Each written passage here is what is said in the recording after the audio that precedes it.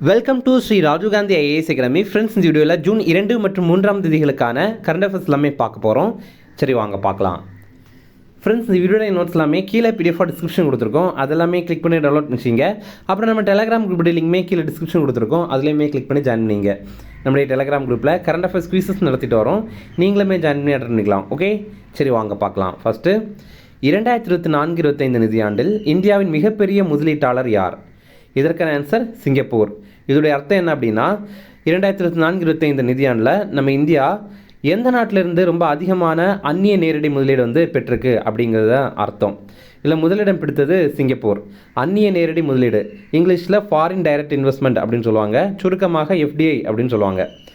கடந்த 7 ஆண்டுகளாக முதலிடம் பிடித்தது சிங்கப்பூர் தான். 2024-25 இந்தியாவுக்கு கிடைத்த அந்நிய நேரடி முதலீட்டில் சிங்கப்பூருடைய பங்கு மட்டுமே 19% இருக்குது. 2ஆம் இடம் பிடித்தது மொரீஷியஸ், 3ஆம் இடம் பிடித்தது அமெரிக்கா. அடுத்தது, இந்திய நகர்ப்புற திட்டங்களுக்காக ரூபாய் 85,000 கோடி வழங்க உள்ள வங்கி எது? இதற்கான ஆன்சர் ஆசிய வளர்ச்சி வங்கி. இப்போது ஏஷியன் டெவலப்மெண்ட் பேங்க் இவங்க என்ன அப்படின்னா, ரூபாய் 85,000 கோடி நம்ம இந்தியாவுடைய நகர்ப்புற வளர்ச்சிக்காக அடுத்த 5 ஆண்டுகளில் வழங்க போகிறோம் அப்படின்ற மாதிரி சொல்லியிருக்காங்க. இது டாலர் கணக்கில் பார்க்கும்போது 1000 கோடி டாலர் அப்படின்னு சொல்லலாம். இந்திய ரூபாய் மதிப்பில் 85,560 கோடி.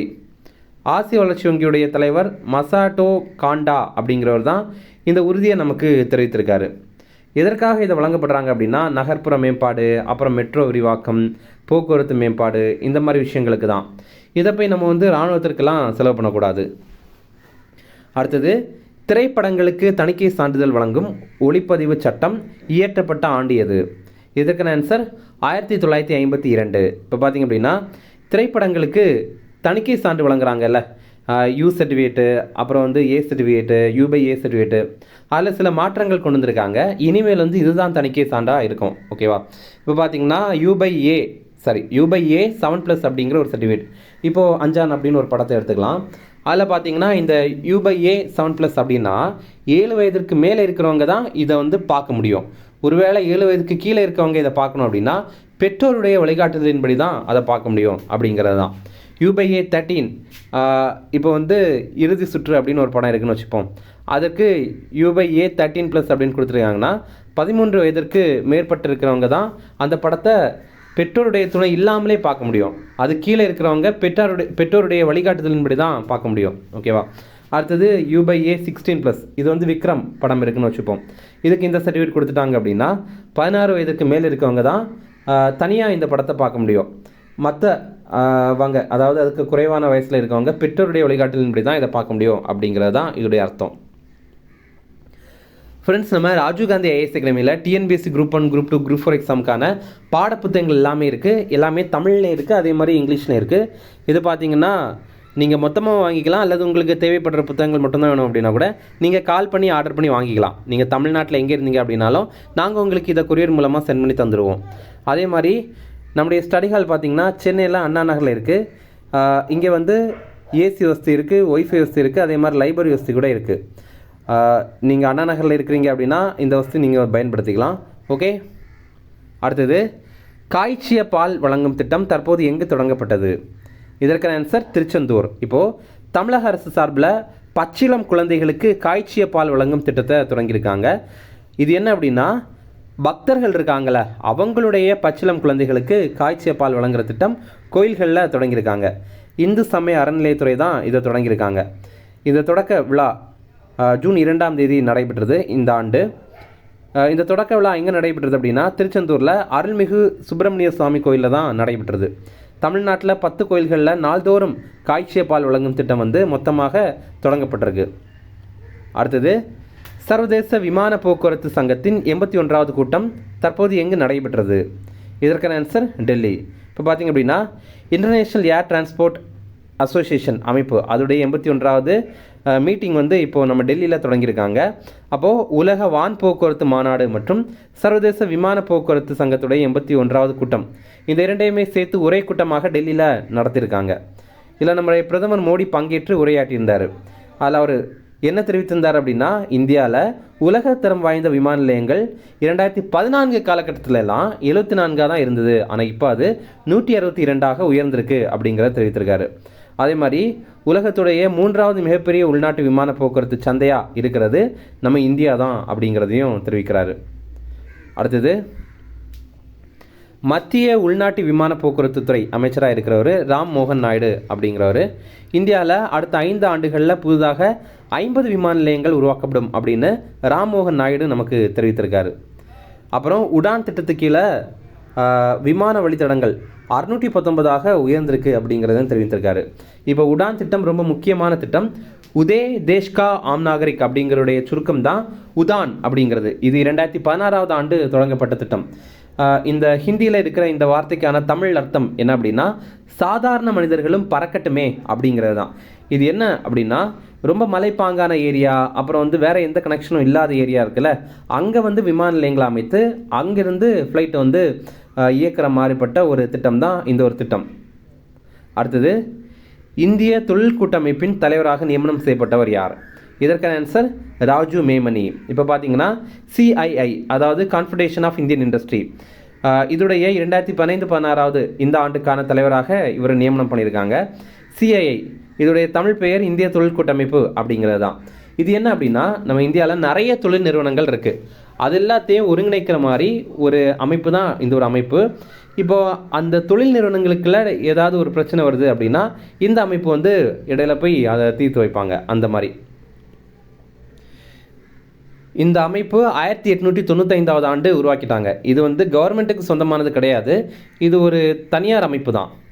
இதோடைய தலைமையகம் புதுடெல்லியில் இருக்குது. அடுத்தது, புகையிலை தொடர்பான சட்டங்களை கடுமைப்படுத்தியிருக்காங்க. இப்போ கர்நாடகா என்ன பண்ணியிருக்காங்க அப்படின்னா, புகையிலை வாங்கிறதுக்கான குறைந்தபட்ச வயது அது 18 இருந்தது, இப்போ அது 21 அதிகரிச்சிருக்காங்க. அதே மாதிரி ஒரே ஒரு சிகரெட் குச்சி, அந்த மாதிரி ஒற்றை சிகரெட் குச்சி இருக்குல்ல, அதை விற்பனை பண்ணுறதுக்கு தடை வச்சுருக்காங்க. அப்புறம் எந்த ஒரு கல்வி நிறுவனத்துலையும் 100 மீட்டர் தொலைவுக்கு புகையிலை விற்பனை பண்ணுறதுக்கு தடை வச்சுருக்காங்க. இப்போ உங்களுக்கான கேள்வி, நம்ம ரீசெண்டாக உலக புகையிலை எதிர்ப்பு தினம் கடைபிடித்திருந்தோம், அது என்னைக்கு அப்படிங்கிறது உங்களுக்கு தெரியும்னா கமெண்ட்ஸில் சொல்லுங்கள். அடுத்தது, இந்தியாவுடைய முதல் செயற்கை நுண்ணறிவு சிறப்பு பொருளாதார மண்டலம் இது சத்தீஸ்கருடைய நவா ராய்ப்பூர் அப்படிங்கிற பகுதியில் தொடங்க போகிறாங்க. ஓகே. அடுத்தது, சென்னை சென்ட்ரல் மெட்ரோ ரயில் நிலையம் இருக்குல்ல, அங்கே புத்தக பூங்காவை தமிழக அரசு அமைத்துட்டு இருக்காங்க. அதை பற்றி பார்க்கலாம். இது விரைவிலேயே திறக்கப்படும் அப்படின்னு தெரிவித்திருக்காங்க. இது காலை 9 மணிலேருந்து இரவு 9 மணி வரைக்கும் செயல்படும். இந்த பூங்கா நூலகத்தில் 8000லேருந்து 10,000 வரைக்கும் புத்தகங்கள் இடம்பெறும். அங்கேயே உட்காந்து படிக்கணுனாலும் நம்ம படிக்கலாம். அதே மாதிரி அங்கே விற்பனை பிரிவில் புத்தகங்களை விற்பனையும் பண்ணுவாங்க. அதற்கு 10% தள்ளுபடியும் வழங்குவாங்க. இதில் வசதிகள் அப்படின்னு பார்க்கும்போது ஒய்ஃபை வசதி இருக்குது, அப்புறம் புத்தக வெளியீடு நிகழ்ச்சியெல்லாம் நடத்துறதுக்கான வசதி இருக்குது, அதே மாதிரி இலக்கிய நிகழ்ச்சிகள் நடத்துறதுக்கான வசதி கூட இருக்குது. இப்போ ஒய்ஃபை இருக்குல்ல, இதை தமிழில் அருகலை அப்படின்ற மாதிரி நியூஸ் பேப்பரில் கொடுத்துருக்காங்க, நீங்கள் இதையும் பார்த்து வச்சிங்க. அடுத்தது, இந்தியாவுடைய நேவியும் இனஃபர் அப்படிங்கிற அமைப்பும் சேர்ந்து ஒரு பயிற்சியை பண்ணியிருக்காங்க. அதை பற்றி பார்க்கலாம். இந்த இனஃபருடைய விரிவாக்கம் யூரோப்பியன் யூனியன் நேவல் ஃபோர்ஸ் அப்படிங்கிறது தான், அதாவது ஐரோப்பிய ஒன்றியத்துடைய கடற்படை அதுதான் குறிக்கிறாங்க. இந்த இனஃபருக்கு சார்பாக ஸ்பெயின் மற்றும் இத்தாலியுடைய நேவி கலந்து கொண்டாங்க. இது எங்கே நடைபெற்றது அப்படின்னா மும்பையில் தான் நடைபெற்றது. இது மே 26 ஜூன் 1 வரைக்கும் நடைபெற்றது. அடுத்தது, புக்ஸ் அண்ட் ஆதர்ஸ் பார்க்கலாம். புக்குடைய பேர் Indira Gandhi and the years that transformed India அப்படிங்கிற புத்தகம். இதை ஸ்ரீனிவாச ராகவன் அப்படிங்கிறவர் எழுதியிருக்காரு. அடுத்தது, இம்பார்ட்டன்ட் டேஸ் பார்க்கலாம். உலக பெற்றோர்கள் தினம் இது ஜூன் 1 அதுவே சர்வதேச குடும்பங்கள் தினம் அப்படிங்கிறது மே 15 இதில் பாருங்கள், நமக்கு பெற்றோர்கள் அப்படின்னா அம்மா அப்பா மட்டும்தான் குறிக்கும். அதே நேரம் குடும்பங்கள் அப்படின்னா அம்மா அப்பா பாட்டி தாத்தா இந்த மாதிரி எல்லாரையுமே குறிக்கிறது. அதே நேரம் பார்த்தீங்கன்னா உலக குடும்பங்கள் தினம் அது ஜனவரி 1 நம்ம கடைபிடிக்கிறோம். ஓகேவா? அப்போ இப்படியும் ஒரு தினம் இருக்குது, அப்படியும் ஒரு தினம் இருக்குது. ஆக்சுவலி இது ஏதோ மிஸ்டேக்கில் இந்த மாதிரி வந்திருக்கும் அப்படின்னு நான் நினைக்கிறேன். இப்படியும் ஒரு தினத்தை உலக அளவில் கொண்டாடுறாங்க, அப்படியும் ஒரு தினத்தை உலக அளவில் கொண்டாடுறாங்க. நம்ம எக்ஸாமில் 2 ஆப்ஷனும் இருக்குது அப்படின்னா அதை பார்த்துட்டு நம்ம போட வேண்டியது தான். அதாவது 2ல் எந்த ஆப்ஷன் இருக்குதோ அதை பார்த்துட்டு நம்ம போட வேண்டியது தான். அடுத்தது, தெலங்கானா மாநில உருவாக்க தினம் இது ஜூன் 2 தெலங்கானா இந்தியாவில் உருவாக்கப்பட்ட கடைசி மாநிலம். இந்தியாவுடைய 29வது மாநிலமாக தெலங்கானா உருவாக்கப்பட்டது. 2014 ஜூன் 2 உருவாகி இருந்தது. இப்போ நமக்கு ஒரு சந்தேகம் வரலாம், என்ன அப்படின்னா, இந்தியாவில் இப்போ இருக்கிறதே 28 மாநிலங்கள் தானே, அப்புறம் எப்படி 29வது மாநிலம் தெலுங்கானா அப்படின்னா, அப்போல்லாம் ஜம்மு காஷ்மீர் அப்படிங்கிறது ஒரு மாநிலமாக இருந்தது. அப்புறம் 2019ஆவது ஆண்டு அது வந்து இரண்டாக பிரித்து ஜம்மு காஷ்மீர் அப்படிங்கிறது ஒரு யூனியன் பிரதேசமாகவும், லடாக் அப்படிங்கிறது இன்னொரு யூனியன் பிரதேசமாகவும் உருவாக்கினாங்க. அப்படி பார்க்கும்போது இப்போ அதனால தான் 28 மாநிலங்கள் இருக்குது. ஓகே, தெலுங்கானாவை பற்றி பார்த்தீங்கன்னா, தெலுங்கானாவுடைய தலைநகர் ஹைதராபாத், தெலுங்கானாவுடைய முதல்வர் ரேவந்த் ரெட்டி, தெலுங்கானாவுடைய ஆளுநர் ஜிஷ்ணு தேவ் வர்மா அப்படிங்கிறவர். அடுத்தது உலக பாலியல் தொழிலாளர்கள் தினம், இது ஜூன் 2ஆம் தேதி. எதனால் ஜூன் 2ஆம் தேதி இந்த தினத்தை நம்ம கடைபிடிக்கிறோம் அப்படின்னா, 1975ஆவது ஆண்டு ஜூன் 2ஆம் தேதி பிரான்ஸுடைய லியான் நகரில் 100 பாலியல் தொழிலாளர்கள் இணைந்து போராட்டம் நடத்தியிருந்தாங்க. என்ன அப்படின்னா, எங்களை வந்து ரொம்ப கேவலமாக நடத்துகிறாங்க, இதை ஒரு தொழிலாக நினச்சிட்டு அங்கீகரிக்காமல் அது வந்து ரொம்ப அட்வான்டேஜ் எடுத்துக்கிறாங்க, ரொம்ப டார்ச்சர் பண்ணுறாங்க, எங்களை பற்றி கேட்குறதுக்கு யாருக்குமே இல்லை அப்படின்ற மாதிரி அவங்க வந்து போராட்டம் நடத்தியிருந்தாங்க. அந்த ஒரு தினத்தை தான் இந்த மாதிரி கடைபிடிக்கிறோம். அடுத்தது செம்மொழி நாள், இது ஜூன் 3ஆம் தேதி. அதாவது இது தமிழ் மொழிக்கான செம்மொழி நாள். இது கலைஞர் கருணாநிதியுடைய பிறந்த நாள். அவர் 1924ஆவது ஆண்டு ஜூன் 3ஆம் தேதி பிறந்தார். இவர் பிறந்த இடம் நாகப்பட்டினம் மாவட்டம் திருக்குவளை அப்படிங்கிறது தான். அப்போது கலைஞர் கருணாநிதியுடைய பிறந்த நாளை நம்ம வந்து செம்மொழி நாளாக கடைபிடிக்கிறோம். அடுத்தது உலக மிதிவண்டி தினம், இது மே 3ஆம் தேதி, வேர்ல்டு பைசைக்கிள் டே. அடுத்த ரிவிஷன் பார்க்கலாம். 2024-25 நிதியாண்டில் இந்தியாவின் மிகப்பெரிய முதலீட்டாளர் யார்? இதற்கான ஆன்சர் சிங்கப்பூர். அடுத்தது இந்திய நகர்ப்புற திட்டங்களுக்காக ரூபாய் 85,000 கோடி வழங்க உள்ள வங்கி எது? இதற்கான ஆன்சர் ஆசிய வளர்ச்சி வங்கி.